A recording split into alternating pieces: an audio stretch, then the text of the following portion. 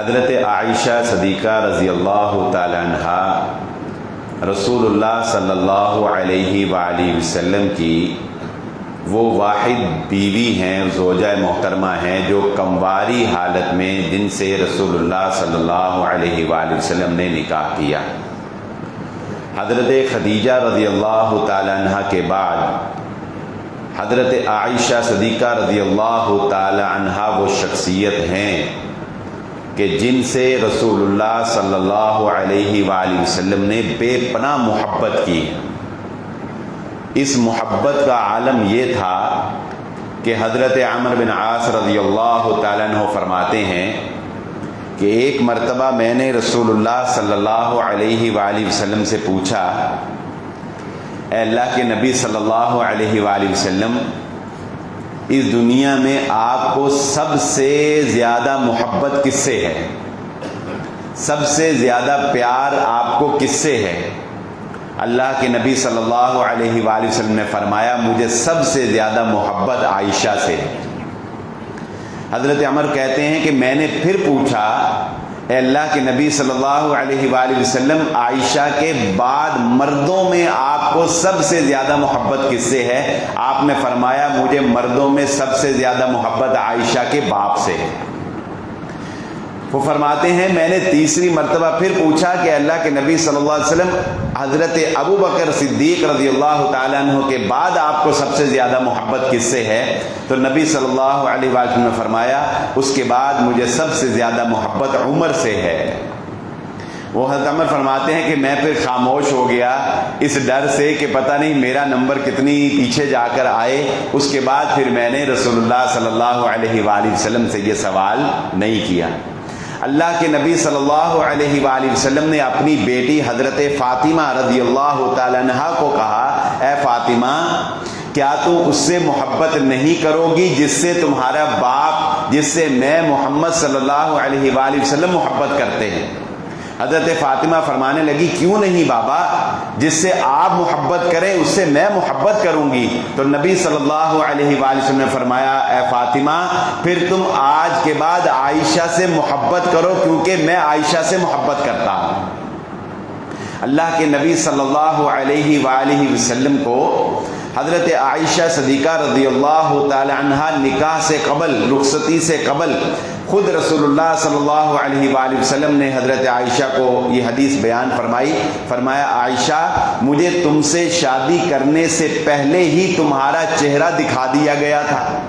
کیسے دکھایا گیا تھا؟ تمہاری شکل و صورت مجھے کیسے دکھائی گئی کہ خواب میں حضرت جبرائیل علیہ السلام ایک ریشم کے خوبصورت سے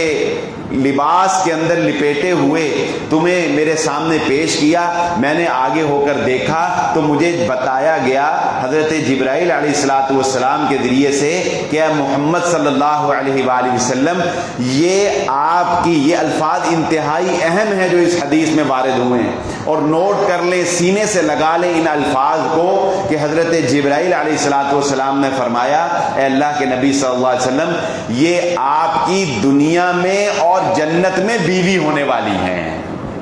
یہ دنیا میں بھی آپ کی بیوی ہیں، یہ جنت میں بھی آپ کی بیوی ہیں۔ اور رسول اللہ صلی اللہ علیہ وسلم نے اس بات کی تصدیق کرتے ہوئے حضرت عائشہ کو فرمایا، عائشہ، آپ دنیا میں بھی میری بیوی، آپ جنت میں بھی میری بیوی ہیں۔ تو اللہ کے نبی صلی اللہ علیہ وسلم فرماتے ہیں کہ میں نے حضرت جبرائیل علیہ السلام کو کہا کہ اگر اللہ کا یہ فیصلہ ہے تو میں اللہ کی رضا میں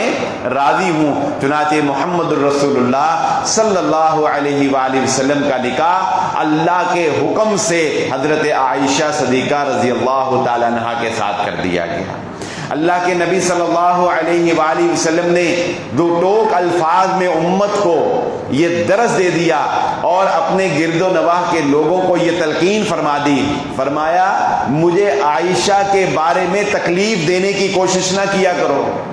کوئی ایسی بات جو عائشہ کے بارے میں تم مجھے کہو اور مجھے اس سے تکلیف ہو، مجھے عائشہ کے بارے میں تکلیف دینے کی کوشش نہ کرو۔ کیوں؟ کیونکہ میں نے اس بات کو نوٹ کیا ہے کہ میرے اوپر وحی کا فرشتہ اس وقت نازل ہوتا ہے جب میں عائشہ کے گھر میں ہوتا ہوں۔ دیگر ازواج کے مقابلے میں جب میں عائشہ کے گھر میں ہوتا ہوں تب اللہ رب العزت وحی کے فرشتے حضرت جبرائیل علیہ السلام کو میرے پاس بھیجتے ہیں۔ تبھی تو وہ حدیث آئی کہ اللہ کے نبی صلی اللہ علیہ وآلہ وسلم حجرہ عائشہ صدیقہ رضی اللہ تعالی عنہا میں تشریف فرما ہے، وحی نازل ہوئی، حضرت جبرائیل علیہ السلام تشریف لائے، اللہ کے نبی صلی اللہ علیہ وسلم نے فرمایا عائشہ جبرائیل آئے ہیں اور مجھ پر وحی تو لائے ہیں لیکن آپ کو سلام پیش کر رہے ہیں۔ یعنی یہ سعادت حضرت عائشہ صدیقہ رضی اللہ تعالی عنہ کے حصے میں آئی کہ وحی کے فرشتے نے ان کو ان کے حجرہ مبارک کے اندر آ کے سلام پیش کیا، محمد الرسول اللہ صلی اللہ علیہ وآلہ وسلم نے اس کو پہنچایا۔ اللہ کے نبی صلی اللہ علیہ وآلہ وسلم کو ایک مرتبہ آپ کے ایک پڑوسی نے دعوت دی، کھانے پر دعوت دی کہ آج رات کا کھانا پڑوسی تھا، آپ نے میرے گھر کھانا ہے۔ اللہ کے نبی صلی اللہ علیہ وآلہ وسلم نے پوچھا عائشہ کو بھی ساتھ دعوت ہے کہ صرف مجھے اکیلے کو ہے؟ اس نے کہا جی آپ اکیلے کو ہے۔ اللہ کے نبی صلی اللہ علیہ وسلم فرمانے لگے پھر میں اکیلا نہیں آتا، عائشہ کو دعوت دو گے تو پھر میں آؤں گا۔ پھر بعد میں اس نے حضرت رسول اللہ صلی اللہ علیہ وآلہ وسلم کو بھی دعوت دی اور پھر نبی صلی اللہ علیہ وسلم نے پوچھا یہ مجھے اکیلے کو دعوت ہے یا عائشہ کی بھی دعوت ہے؟ تو اس نے کہا جی عائشہ رضی اللہ تعالیٰ عنہ کی بھی آج آپ کے ساتھ دعوت ہے۔ تب محمد الرسول اللہ صلی اللہ علیہ وآلہ وسلم اس کے گھر تشریف لے گئے۔ اللہ کے نبی صلی اللہ علیہ وآلہ وسلم جس وقت مرض الموت کے اندر مبتلا تھے تو آپ کی خواہش یہ تھی، آپ کی یہ خواہش تھی کہ آپ جلد از جلد حضرت عائشہ صدیقہ رضی اللہ تعالیٰ عنہ کے پاس پہنچیں۔ تبھی آپ بار بار پوچھتے تھے آج میں کس کے گھر ہوں، آج کس کی باری ہے، آج میں کس کے گھر ہوں۔ چنانچہ تمام ازواج مطہرات نے آپ کے دلی میلان کو مد نظر رکھتے ہوئے آپ کو حضرت عائشہ صدیقہ رضی اللہ تعالیٰ عنہ کے حجرہ میں بھیج دیا۔ یہ سعادت بھی حضرت عائشہ صدیقہ رضی اللہ تعالیٰ عنہ کے حصہ میں آئی کہ اللہ کے نبی صلی اللہ علیہ وآلہ وسلم کا سر مبارک اس وقت حضرت عائشہ صدیقہ رضی اللہ تعالیٰ عنہ کی گود میں تھا جب حضرت عائشہ فرماتی ہیں کہ رسول اللہ صلی اللہ علیہ وسلم نے فرمایا اللہم بالرفیق الاعلی۔ تو میں سمجھ گئی کہ اب حضرت ملک الموت جو روح قبض کرنے والا فرشتہ ہے وہ آ گیا ہے، روح قبض کرنے والا فرشتہ آ گیا ہے۔ اور انبیاء کرام کا یہ خاصہ تھا کہ فرشتہ روح قبض کرنے سے پہلے یہ تقدس اور احترام نبیوں کو اللہ نے عطا کیا کہ موت کا ایک وقت تو مقرر ہے لیکن فرشتہ روح قبض کرنے سے پہلے نبیوں سے اجازت لیا کرتا تھا۔ تو رسول اللہ صلی اللہ علیہ وآلہ وسلم سے اجازت لی گئی اور اللہ کے نبی صلی اللہ علیہ وآلہ وسلم نے اللہ سے ملاقات کو پسند فرمایا اور آپ نے اجازت مرحمت فرمائی۔ حضرت عائشہ فرماتی ہیں رسول اللہ صلی اللہ علیہ وآلہ وسلم کا سر مبارک میری ران کے اوپر میری گود میں تھا جب آپ کی روح پرواز کر گئی، آپ اپنے خالق حقیقی سے جا ملے۔ یہ سعادت بھی حضرت عائشہ صدیقہ رضی اللہ تعالی عنہ کے حصے میں آئی کہ اسی حجرہ عائشہ میں انبیاء اکرام کے جسد اطہر کا یہ تقدس بھی ہے، انبیاء کے جسم کا یہ احترام بھی ہے کہ ان کے جسم اطہر کو اٹھا کر کسی دوسری جگہ پر، کسی قبرستان میں یا کسی اور جگہ پر منتقل نہیں کیا جاتا، بلکہ جہاں پر نبی وفات پاتے ہیں وہیں پر ان کے جسم کو سپرد خاک کر دیا جاتا ہے، وہیں پر ان کی تدفین ہوتی ہے۔ چنانچہ آپ جانتے ہیں حجرہ عائشہ صدیقہ رضی اللہ تعالی عنہا میں ان کی وفات ہوئی اور حجرہ عائشہ میں ہی آپ کو سپرد خاک کیا گیا، اور اس کے بعد وہاں پر حضرت ابوبکر صدیق رضی اللہ تعالیٰ عنہ جو باپ تھے انہوں نے باپ ہونے کی نسبت سے وہاں پر جو ہے وہ ان کی تدفین کی گئی۔ اور تیسری جگہ حضرت عائشہ فرماتی ہیں کہ وہ میں نے اپنے لیے رکھی تھی، لیکن جب عمر نے پیغام بھیجا تو عمر کو انکار کیسے ہوتا؟ جب عمر نے پیغام بھیجا اپنے بیٹے کے ذریعہ تو عمر کو انکار کیسے ہوتا؟ چنانچہ تیسری جگہ حضرت عمر رضی اللہ تعالیٰ عنہ کو عنایت کر دی گئی، اجازت دے دی گئی، اور اب وہاں پر محمد رسول اللہ صلی اللہ علیہ وسلم اپنے ان دونوں رفقاء کے ساتھ اللہ رب العزت نے اس جگہ کو گویا جنت کے باغوں میں سے ایک باغ بنا دیا۔ اسی لیے ہم اس کو روزہ رسول صلی اللہ علیہ وسلم فرماتے ہیں، کیونکہ رسول اللہ صلی اللہ علیہ وسلم نے فرمایا انسان کی قبر یا جنت کے باغوں میں سے ایک باغ ہے یا جہنم کے گڑھوں میں سے ایک گڑھا ہے۔ ہم یہ یقین رکھتے ہیں کہ وہ جگہ اب زمین کا ٹکڑا نہیں رہی بلکہ جنت کے باغوں میں سے ایک باغ بن گیا ہے۔ اللہ تعالی ہم سب مسلمان جو وفات پا گئے ہیں ان کی قبروں کو جنت کا باغیچہ بنا دے۔ حضرت عائشہ صدیقہ رضی اللہ تعالیٰ عنہ کی شخصیت رسول اللہ صلی اللہ علیہ وآلہ وسلم سے ایسی کچھ پرتکلفانہ بھی تھی کہ اللہ کے نبی صلی اللہ علیہ وآلہ وسلم ایک مرتبہ گھر میں تشریف لائے، کہنے لگے اے عائشہ مجھے پتہ چل جاتا ہے جب آپ مجھ سے تھوڑا سا ناراض ہوتی ہیں اور جب آپ مجھ سے خوش ہوتی ہیں مجھے تب بھی پتہ چل جاتا ہے۔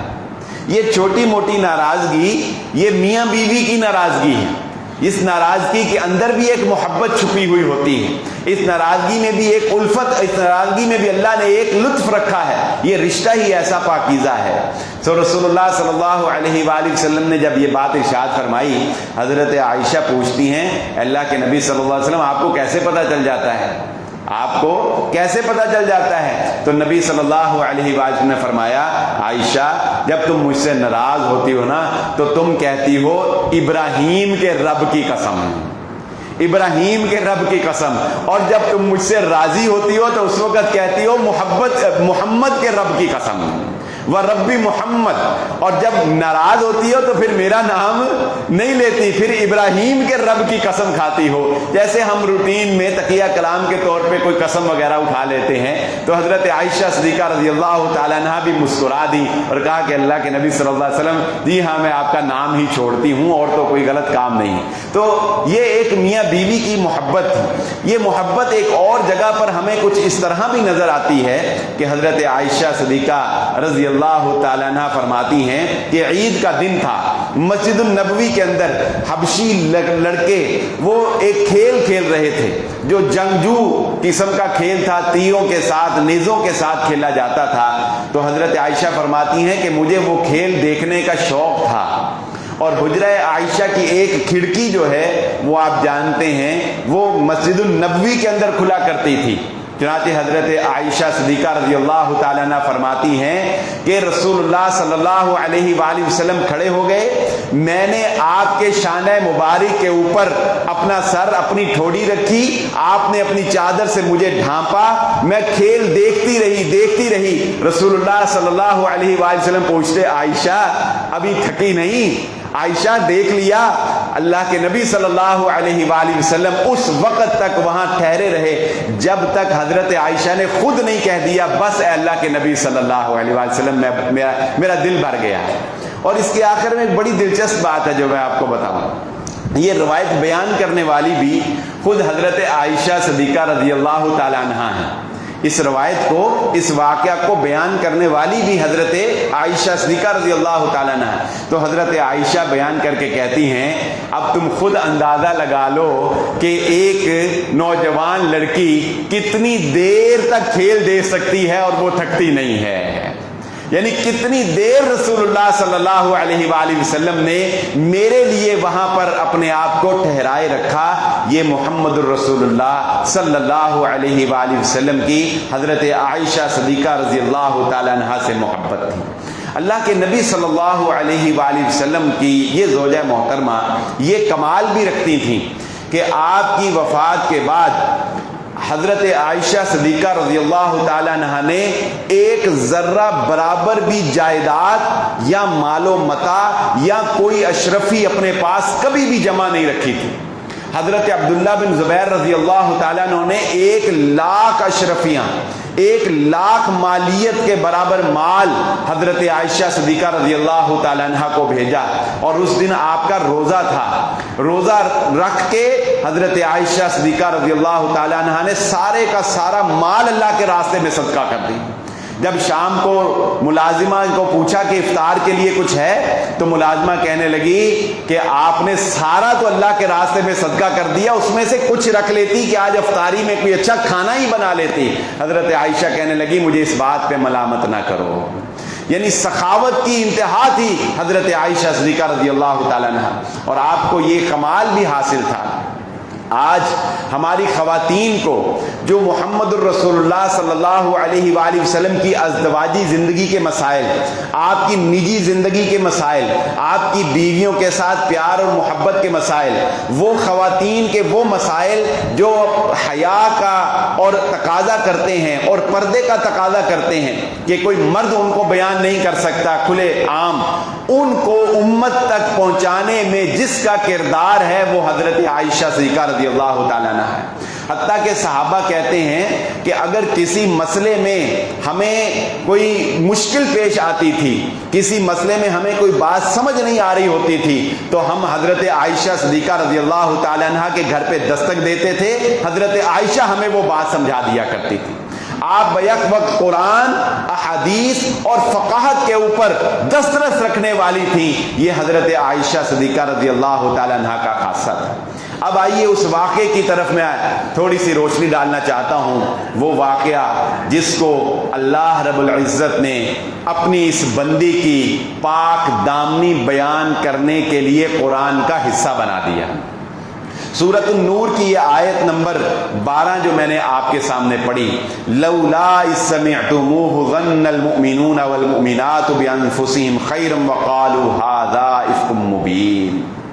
وہاں کیا کچھ یوں پیش آتا ہے کہ رسول اللہ صلی اللہ علیہ وآلہ وسلم کا یہ اصول تھا کہ جب آپ جنگ کے سفر پر جاتے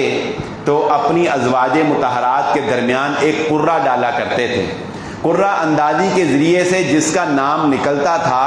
اس کو اپنے ساتھ سفر پر لے جایا کرتے تھے۔ اس مرتبہ حضرت عائشہ صدیقہ رضی اللہ تعالیٰ عنہ کا نام نکلا، چنانچہ رسول اللہ صلی اللہ علیہ وآلہ وسلم آپ کو اپنے ساتھ لے گئے۔ کیونکہ خواتین کو بناؤ سنگھار کا شوق ہوتا ہے، حضرت عائشہ رضی اللہ تعالیٰ عنہ نے حضرت اسما سے ان کا ایک قیمتی ہار جو کہ ان کو خوبصورت لگتا تھا وہ پہننے کے لیے ادھار لیا،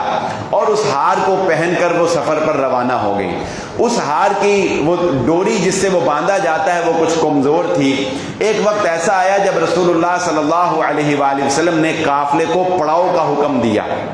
حضرت عائشہ صدیقہ رضی اللہ تعالی عنہ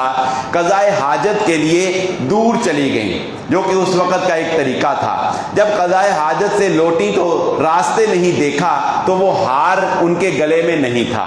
ان کا خیال یہ گزرا کہ شاید اسی سفر کے دوران جو میں نے قضائے حاجت کے لیے کیا ہے دور تک، اسی دوران ادھر ہی کہیں وہ ہار جو ہے وہ گر گیا ہے۔ چنانچہ حضرت عائشہ صدیقہ رضی اللہ تعالی عنہ اس ہار کو دیکھنے کے اندر، تلاش کرنے کے اندر مشغول ہو گئی۔ پریشانی کا باعث یہ بھی تھا کہ وہ اپنا ذاتی نہیں تھا بلکہ کسی سے عاریتاً لیا ہوا تھا۔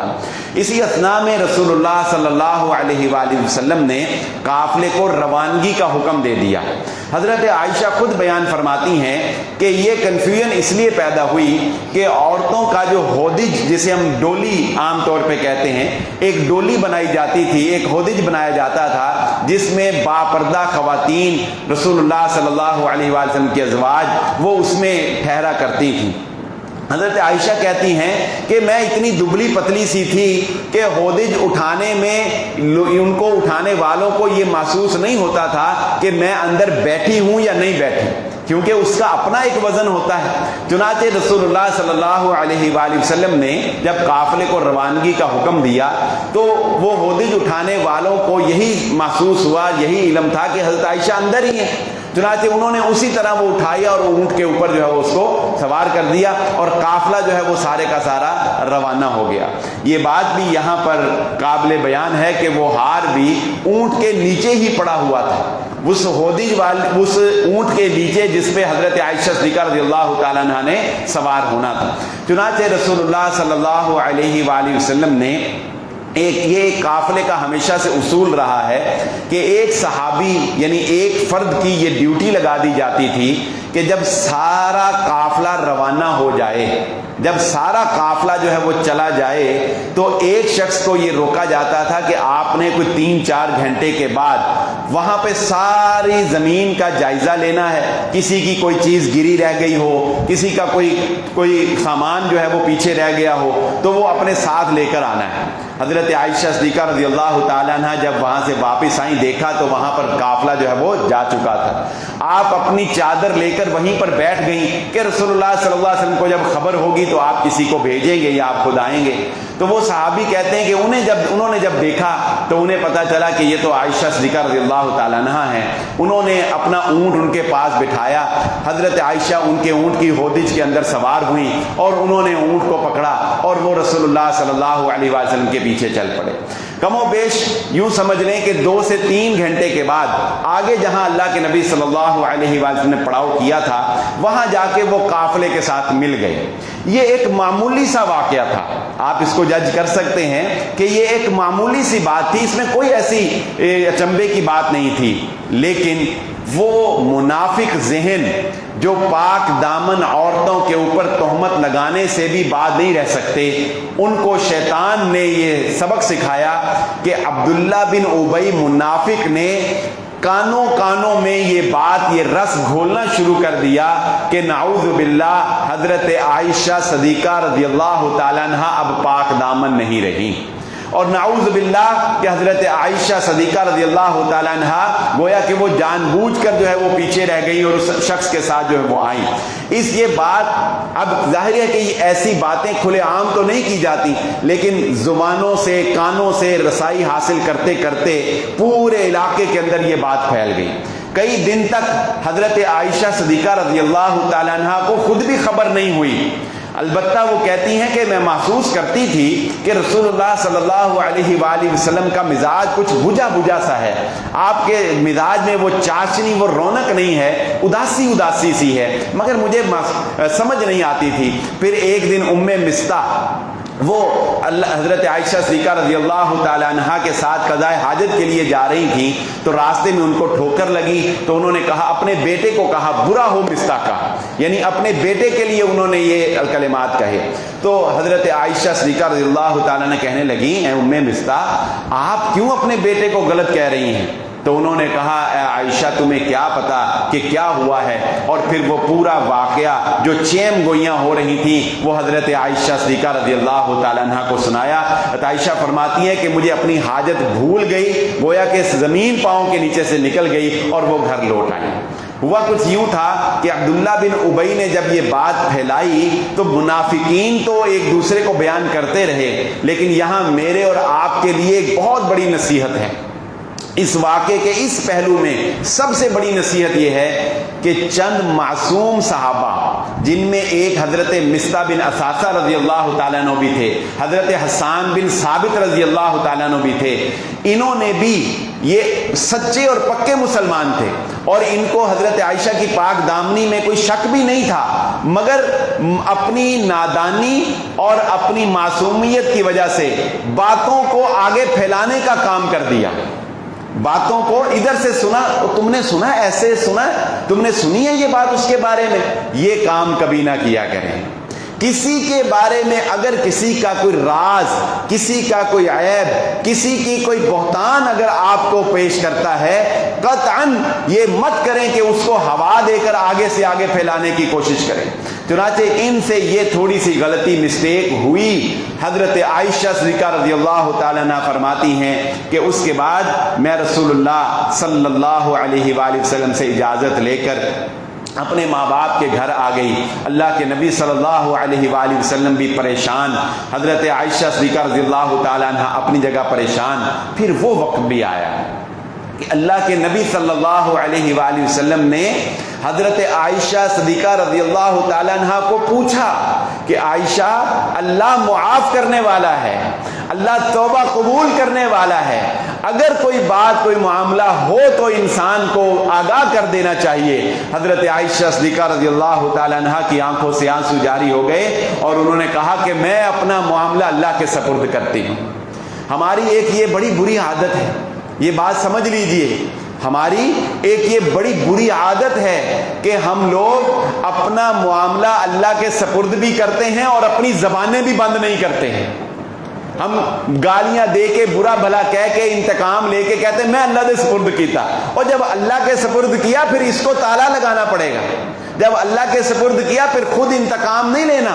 یہ نہیں کہ خود بھی پوری کوشش کی اگلے کو بدنام کرنے کی، خود بھی پورا مقابلہ کرنے کی کوشش کی، لان تان بھی کیا، کوئی جادو ٹونے کی بھی کوشش کی، اور جب کچھ نہیں بنا تو کہہ دیا میں نے اپنا معاملہ اللہ کے سپرد کیا۔ ایسے نہیں اللہ اپنے سپرد لیتا ہے۔ جب اللہ کے سپرد کرنا ہے پھر خاموشی،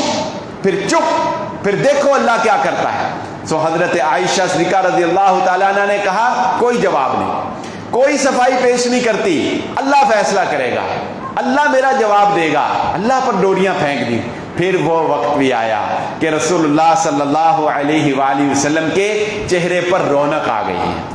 اور رسول اللہ صلی اللہ علیہ وآلہ وسلم حضرت ابوبکر صدیق رضی اللہ تعالیٰ عنہ کے گھر داخل ہوئے اور سورۃ النور کی یہ آیت پڑھی، اور آیت میں اللہ رب العزت نے بھی کیا کمال بات کہی کہ اے ایمان والو لولا اذ سمعتموہ، کیوں نہیں جب تم نے عائشہ کے بارے میں ایسی نازیبہ بات سنی تو تم نے آنکھیں بند کر کے یہ کیوں نہیں کہا ھذا افک مبین، یہ واضح بہتان ہے، ہم اس کو نہیں مانتے، ہم نہیں مانتے، آنکھیں بند کر کے تمہیں کہنا چاہیے تھا۔ اور حضرت عمر ابن خطاب رضی اللہ تعالیٰ عنہ سے جب رسول اللہ صلی اللہ علیہ وآلہ وسلم نے اس بارے میں مشاورت کی تھی نا، انسان دوستوں سے بات کرتا ہے، قریبیوں سے، اللہ کے نبی صلی اللہ علیہ وآلہ وسلم نے جب اس واقعے کے بارے میں حضرت عمر سے بات کی تو جانتے انہوں نے بڑے پیارے الفاظ کہے۔ انہوں نے کہا ہے اللہ کے نبی صلی اللہ علیہ وسلم، عائشہ کا آپ کے لیے انتخاب اللہ نے کیا ہے، اور اللہ کا انتخاب غلط نہیں ہو سکتا ہے۔ عائشہ کا انتخاب کس نے کیا؟ خواب میں آپ کو کس نے دکھایا؟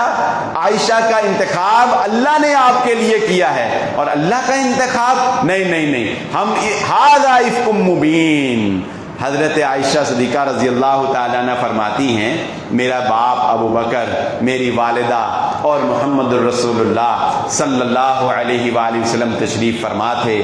آیات برات حضرت عائشہ کے بارے میں نازل ہو چکی تھیں، چنانچہ آپ کی والدہ نے کہا محمد الرسول اللہ صلی اللہ علیہ وآلہ وسلم کا شکریہ ادا کرو۔ حضرت عائشہ کو ان کی والدہ نے کہا اپنے شوہر کا شکریہ ادا کرو کہ دیکھو ان پر آیات نازل ہو گئیں اور انہوں نے تمہارے پاس آ کے برات کی آیات جو ہیں وہ تمہیں سنائیں اور یہ خوشی کی خبر جو ہے وہ تم تک پہنچی۔ تو حضرت عائشہ فرمانے لگی میں اب اپنے اللہ کا شکر ادا کرتی ہوں، کسی بندے کا شکر ادا نہیں کرتی، میں اس کا شکر ادا کرتی ہوں جس نے میری برات میں یہ آیات جو ہے یہ نازل فرمائی اور قیامت تک کے لیے یہ قانون اور یہ اصول بنا دیا کہ آج کے بعد اگر کسی منافق بے ایمان نے کسی پاک دامن عورت کے اوپر تہمت لگائی، وہ 4 گواہ پیش نہ کر سکا، اسے 80 کوڑوں کی سزا دی جائے گی۔ اس شخص کے لیے جو کسی کی پاک دامنی کے اوپر حملہ کرتا ہے۔ اور یاد رکھ لیجئے یہ بات، کسی کی عزت کو اچھالنا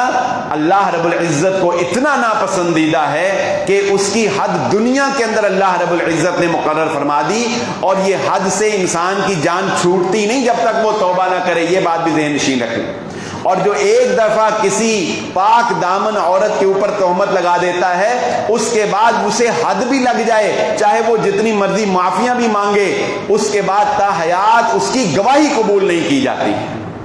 یہ وہ آیات ہیں جو حضرت عائشہ صدیقہ رضی اللہ تعالیٰ عنہ کی پاک دامنی میں اللہ رب العزت نے نازل فرمائی۔ سو آج میں اور آپ اس بات کو اپنے اور اپنی آنے والی نسلوں کے دلوں میں پیوست کر دیں کہ ہمارے دلوں میں حضرت عائشہ کی محبت راسخ ہونی چاہیے، اور جو حضرت عائشہ پر تبرہ کرے، جو حضرت عائشہ صدیقہ رضی اللہ تعالیٰ عنہ پر تان کرے، مجھے بتاؤ جو عائشہ سے بغض رکھتا ہو وہ محمد الرسول اللہ سے کیسے محبت رکھ سکتا ہے؟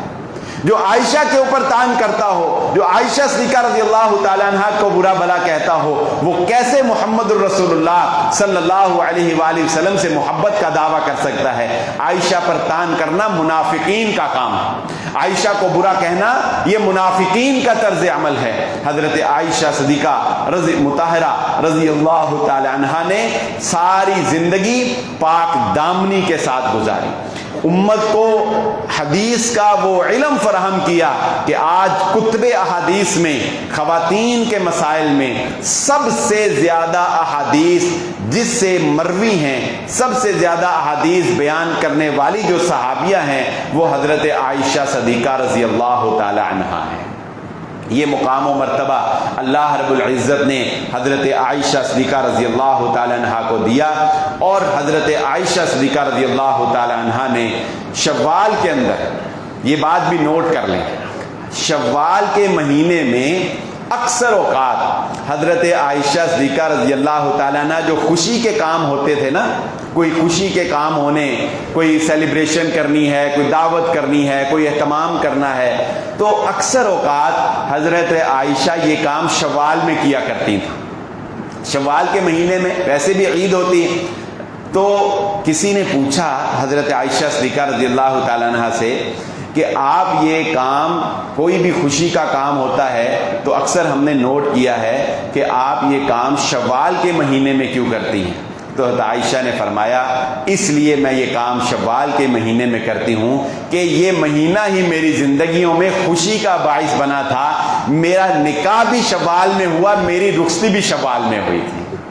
حضرت عائشہ صدیقہ رضی اللہ تعالیٰ عنہ کی شادی محمد الرسول اللہ صلی اللہ علیہ وآلہ وسلم سے وہ شوال کے مہینے کے اندر طے پائی تھی، اور رخصتی بھی رسول اللہ صلی اللہ علیہ وآلہ وسلم سے شوال کے مہینے میں ہوئی تھی۔ حضرت عائشہ صدیقہ رضی اللہ تعالیٰ عنہ کی یہ سیرت ہمیں زبانی یاد ہونی چاہیے، اور رسول اللہ صلی اللہ علیہ وآلہ وسلم کے ساتھ آپ کی یہ والہانہ محبت، اور نبی صلی اللہ علیہ وآلہ وسلم کی آپ کے ساتھ یہ محبت یقیناً یہ ہمارے ایمان کا حصہ ہے۔ آپ ازواج مطہرات میں سے ہیں، نبی صلی اللہ علیہ وآلہ وسلم کی بیوی ہیں، دنیا میں بھی اور آخرت میں بھی۔ اللہ رب العزت ہمیں آپ سے والہانہ محبت کرنے کی توفیق عطا فرمائے، آپ کے نقش قدم پر چلنے کی توفیق عطا فرمائے۔ اللہ ان ظالموں کو نیست و نابود کرے، تباہ و برباد کرے جو دل میں ذرہ برابر بھی حضرت عائشہ صدیقہ رضی اللہ تعالیٰ عنہ کے بارے میں بغض رکھتے ہیں۔